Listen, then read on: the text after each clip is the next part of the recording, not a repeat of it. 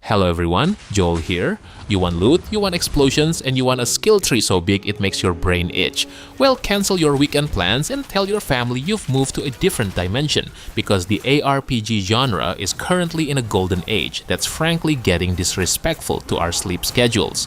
From indie darlings that'll make you cry over a pixelated dog to the absolute titans that require a secondary monitor just for spreadsheets, we are looking at the absolute best masterpieces that have dropped recently. Whether you're a veteran or a newcomer, these are the 20 games that are officially worth the hard drive space. Before we continue the video, I want to inform you that right now, there are tons of crazy deals in instant gaming, especially if you love RPG games. Remember how expensive modern gaming lately? Well, not anymore, since you can get so many amazing titles with crazy discounts in instant gaming. Can you believe that just with $10 or even less than $5, you can enjoy one of the best gaming experiences in your life? Just look at these titles. It used to cost like $30 or even more than $40. And to make things even crazier, some games even drop so far to just $1. If you're a smart guy, you know what you have to do. All you have to do is just click my link in the description below, start searching for your favorite games, and use the activation code on your chosen platform. By using my link, you're not only saving tons of money, but also helping me to support this channel. Alright then, let's get back into the list. If you're tired of ARPGs where you just hold down one button and watch a Netflix show on your second monitor, Alaloth is here to slap you awake. It's a bold hybrid that feels like a classic isometric CRPG but plays with the brutal, deliberate intensity of a Souls-like. You aren't just a god slayer, you're a warrior in a living world where positioning is everything. If you swing your sword blindly, the AI will capitalize on your whiff and send you back to the checkpoint before you can say stamina bar. The standout feature is the World Arena system, where rival champions are actually moving across the map in real time, competing with you to finish quests first. It's a race against time and ego. It's gritty, the lore is deep enough to drown in, and the directional combat makes every skirmish feel like a high-stakes duel rather than a math equation.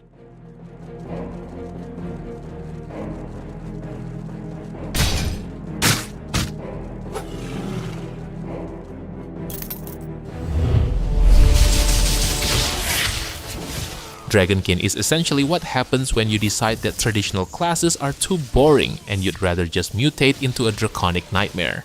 This game centers on the Ancestral Grid, a genius skill system that lets you slot abilities together like a violent game of Tetris to create synergies that the developers probably didn't even intend. You play as one of 4 heroes who have literally consumed dragon blood to fight back against the draconic plague, giving "you are what you eat" a terrifying new meaning. The atmosphere is thick with grimdark vibes, and the loot isn't just shiny sticks, it's meaningful components that change how your character functions. Whether you're playing solo or dragging 3 friends along for the ride, the sheer scale of the boss encounters makes you feel like an ant trying to take down a god. It's visceral, experimental, and incredibly satisfying for theory crafters.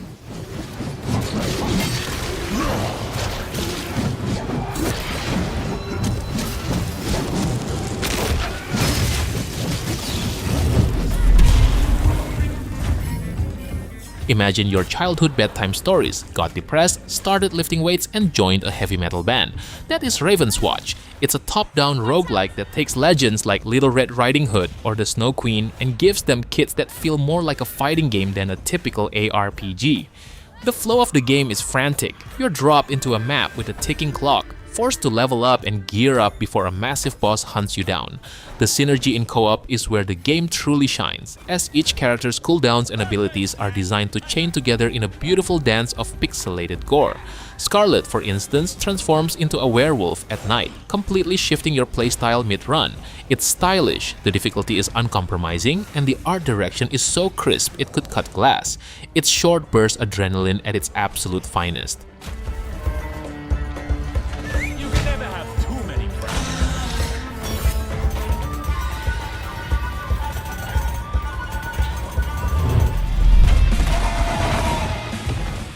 If you ever looked at Hades and thought, this needs more King Arthur and way more friends, then Sworn is your new obsession. Set in a fallen Camelot choked by a fey curse, you're tasked with taking down a corrupted Arthur and his round table. The game uses a gorgeous hand-drawn comic book aesthetic that pops off the screen, but don't let the pretty colors fool you. It's a mechanical beast. With over 200 fey blessings to stack, the build variety is staggering. You might start a run focusing on quick blade strikes and end it as a walking thunderstorm of magical procs. The interactive element comes from the 4-player co-op, where the screen becomes a chaotic symphony of elemental effects. It's one of those rare games that captures the just one more run magic while providing a narrative mystery that keeps you poking at the world's lore.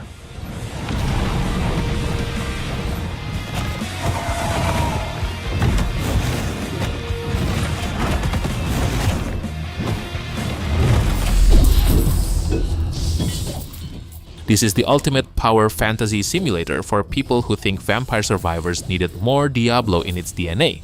You play as a hero venturing into the underworld to literally kill death because, well, he's kind of a jerk. As you slaughter thousands of minions, various gods, like the God of Thunder or the Goddess of Justice, pop up to offer you boons that turn your basic attacks into screen-clearing apocalypses.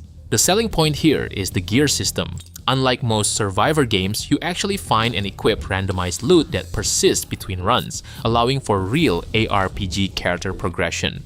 The banter between the gods is surprisingly witty, and the difficulty spikes force you to actually engage with the movement mechanics rather than just standing still.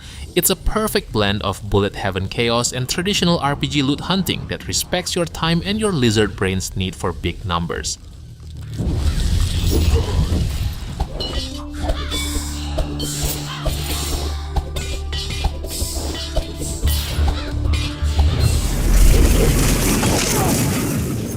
Ember Knights is the gold standard for snappy, responsive combat in the roguelite ARPG space. You play as legendary knights who are basically the last line of defense against a mad sorcerer, and the game feels like a polished arcade classic brought into the modern era. Every weapon, from the bow to the magic staff, feels distinct, with perfect timing mechanics that reward players for not just mash clicking. The real magic happens in the room rewards. You have to choose between upgrading your base stats or gambling on powerful relics that can completely break the game in your favor. The boss fights are mechanical puzzles that require genuine skill and pattern recognition, making every victory feel earned. It's bright, vibrant, and moves at a breakneck pace, making it the perfect palate cleanser game that somehow turns into a 6-hour session before you realize the sun has come up.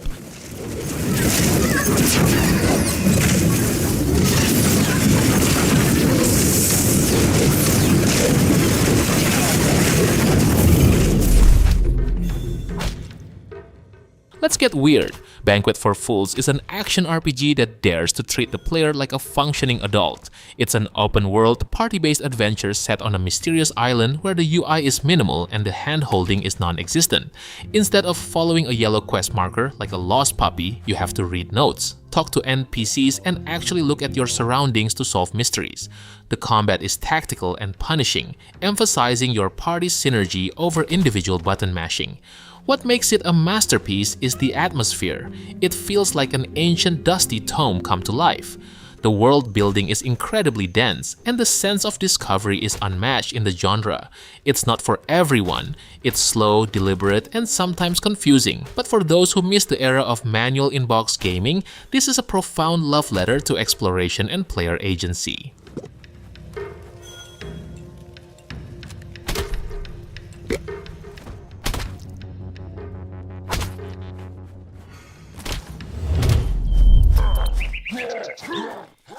Svarog's Dream is a wildly ambitious title that feels like a living, breathing Slavic folktale. You start as a simple human, but the twist is that when you die, your soul can inhabit another body, or even ascend to godhood depending on your actions. The world is in a constant state of war between the old gods and new threats, and you can actually see these entities clashing in the sky while you're down on the ground just trying to survive. The selling point is the sheer unpredictability of the world. Quests can fail because an NPC died in a random wolf attack, or the environment can shift based on which god is currently winning the celestial war. It's a chaotic systemic RPG where your choices have tangible, often disastrous consequences. It's unpolished in a charming way, offering a level of freedom and emergent gameplay that AAA studios are usually too afraid to touch.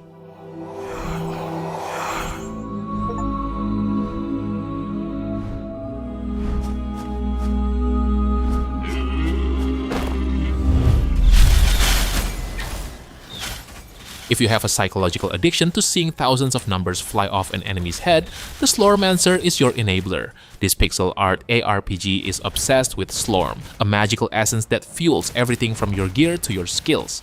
The unique hook is the Slorm Reapers, a collection of over 120 unique weapons that level up alongside you and completely change your playstyle.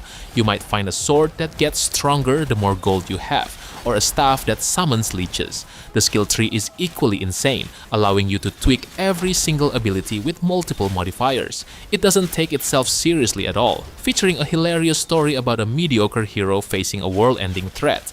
It's a game built by people who clearly love the genre's crunchy side, providing an endless treadmill of upgrades that feels rewarding at every single step of the journey.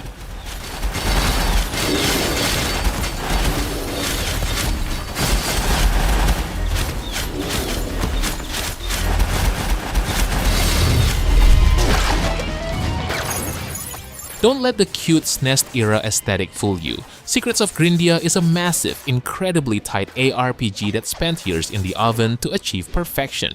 It's a tribute to games like Secret of Mana, but with a modern combat system that is smooth as butter. You play as a collector, someone who hunts down rare items in a world that is aware it's an RPG. The writing is meta, sarcastic, and genuinely funny, often poking fun at genre tropes while simultaneously executing them better than the classics. The boss fights are legendary, often feeling like bullet hell encounters that require precise movement and shield parries. Beyond the main story, there's a full-blown roguelike mode that could be a standalone game. It's a rare gem that manages to be both cozy and incredibly challenging, proving that 2D sprites can still deliver more epic moments than 1,000 polygons.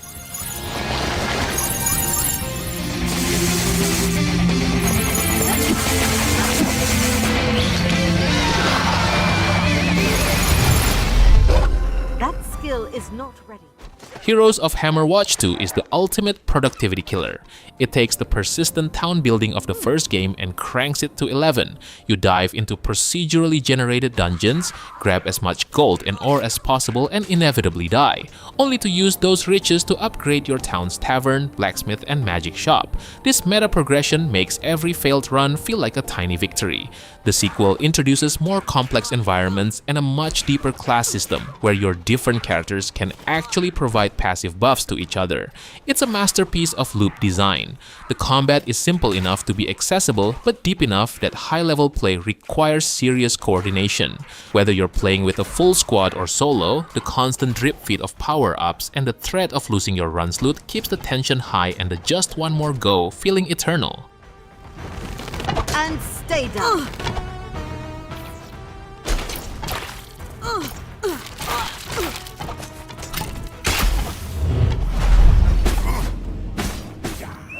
Most games let you be a hero, but V-Rising lets you be a landlord who drinks blood. You wake up as a weakened vampire and must rebuild your empire by gathering resources, hunting bosses for their knowledge, and building a sprawling gothic castle. The genius of V-Rising is how it integrates the vampire mythos into the gameplay. Staying in the shadows to avoid burning to a crisp in the sun isn't just a gimmick, it's a core survival mechanic. The combat is skill shot based, feeling more like Battlerite than Diablo, which makes PvP and PvE encounters feel incredibly skill dependent. Recruiting servants by charming humans and locking them in your dungeons for blood farming is peak dark fantasy. It's a perfect blend of survival crafting and high-octane ARPG action, providing a satisfying sense of progression as you go from a rat-eating peasant to the Lord of the Night.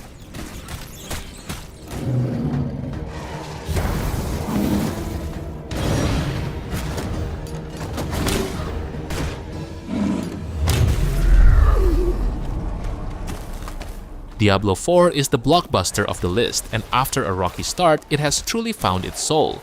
The game's greatest strength is its atmosphere. It returns to the oppressive, rainy, and blood-soaked vibe of the earlier titles while utilizing modern tech to make every spell impact feel like a tectonic shift. The masterpiece status comes from the sheer polish of the combat and the new hordes and masterworking systems that have fixed the endgame loot chase. It's the game you play when you want to feel powerful without needing to read a 50-page wiki guide just to understand your boots. The seasonal content has become much more creative, adding temporary powers that keep the meta fresh. It's big, it's beautiful, and it's the most accessible prestige ARPG on the market, offering a dark cinematic experience that none of its competitors can quite match in scale.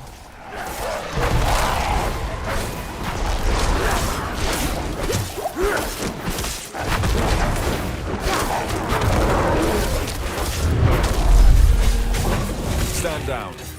Last Epoch is the smart middle child of the ARPG family. It bridges the gap between the simplicity of Diablo and the terrifying complexity of Path of Exile. Its masterpiece feature is the skill specialization system. Every single skill in the game has its own dedicated talent tree. Want your fireball to orbit you like a shield? You can do that. Want it to turn into a giant ice nova? Easy. This allows for unparalleled build experimentation without feeling overwhelming. The time-traveling narrative is actually interesting, letting you see the same world in different eras, but the real star is the crafting system. It's deterministic, meaning you have actual control over your gear's stats rather than praying to a random number generator. It's a game built for players who love to tinker with mechanics, providing a deep, rewarding experience that respects your intelligence and your time.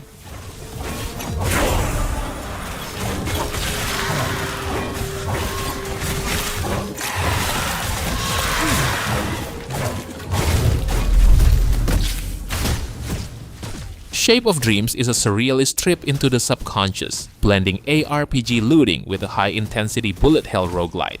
You play as a dreamer, navigating a world made of memories and nightmares, and the gameplay is as fluid as water. The unique selling point is the shaping mechanic, where you can modify your projectiles and abilities on the fly, creating chaotic combinations that fill the screen with color and destruction. It feels incredibly modern, utilizing a dash-heavy movement system that rewards aggressive play. The art style is striking, using neon-on-dark palettes that make the combat look like a lethal disco. It's a smaller, more intimate experience than the giants on this list, but its focus on pure, unadulterated flow-state combat makes it an absolute standout for anyone who values mechanical precision and flashy visuals. It's basically a playable fever dream that you won't want to wake up from.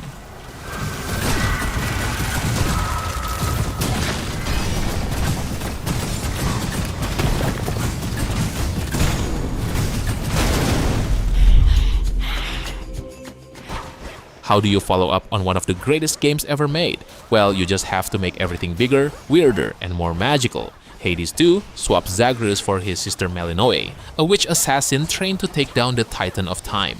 The combat shifts from the first game's bruiser style to a more tactical spellcasting focus, featuring a mana system and omega attacks that add a whole new layer of strategy. The loop is still perfection. You fight, you die, you gossip with the gods, and you get stronger.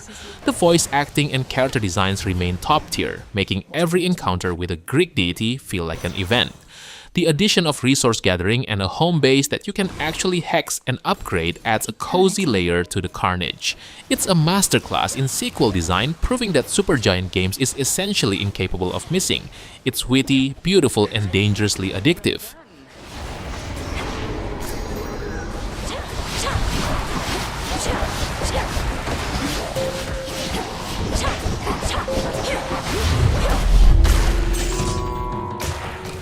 This isn't just a coat of paint, it's a resurrection of the king. The Infernal edition takes the legendary foundation of D2 and adds the quality of life features we've begged for 20 years.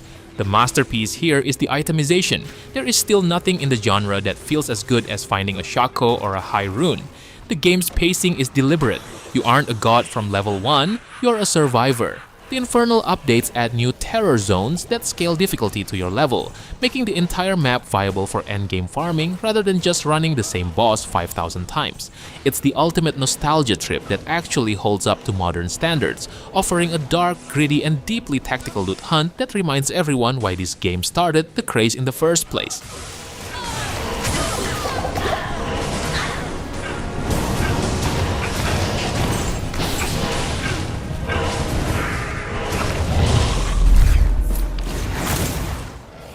The creators of Ori and the Blind Forest decided to make an ARPG, and the result is a game so beautiful it belongs in an art exhibition.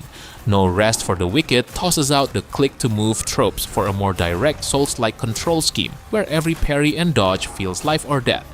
The world is hand-painted and stunningly detailed with a verticality rarely seen in the genre. You can climb rooftops, jump across gaps, and interact with the environment in ways that make the world feel real, rather than just a flat plain for monsters. The combat is slow, heavy, and visceral. You can't just face tank enemies. You have to learn their patterns and strike when they are vulnerable. It's a bold, artistic take on the ARPG that prioritizes quality over quantity, delivering an atmospheric experience that feels like a playable oil painting of a very violent fantasy epic.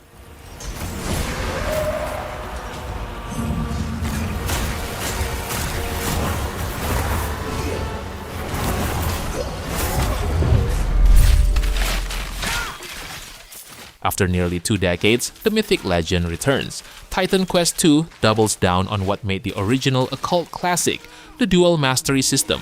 You can combine any 2 skill trees to create a custom class like a paladin, who can also summon lightning, or a ranger who uses poison magic. The setting of ancient Greece is rendered in breathtaking detail, but the real star is the physics engine. When you hit a satyr with a giant club, they don't just die, they ragdoll over fences and into rivers. It's a game that values impact and exploration, featuring a handcrafted world that rewards you for poking into every cave. It's the perfect antidote to the dark and gritty trend, offering a bright, heroic, and deeply customizable adventure that feels like a grand odyssey. It's a massive, polished epic that proves the old school way of doing things is still king.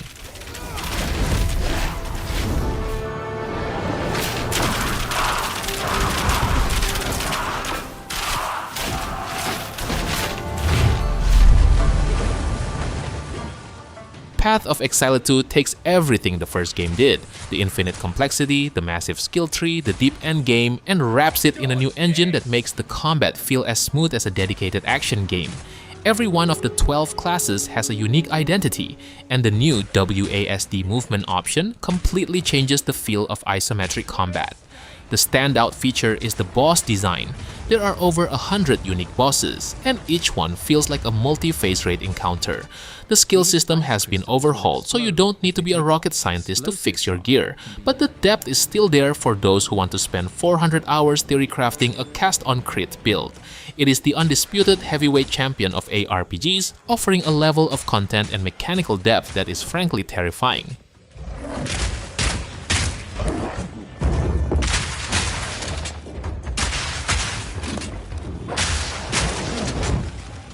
Alright boys, I think that's it for today. I know that there are other games that I haven't mentioned yet, so how about sharing your favorite that probably deserve the spot in the comment section below. Don't forget to like the video and make sure to subscribe the channel if you don't want to miss another great list. Thank you for watching and have a good day. Peace.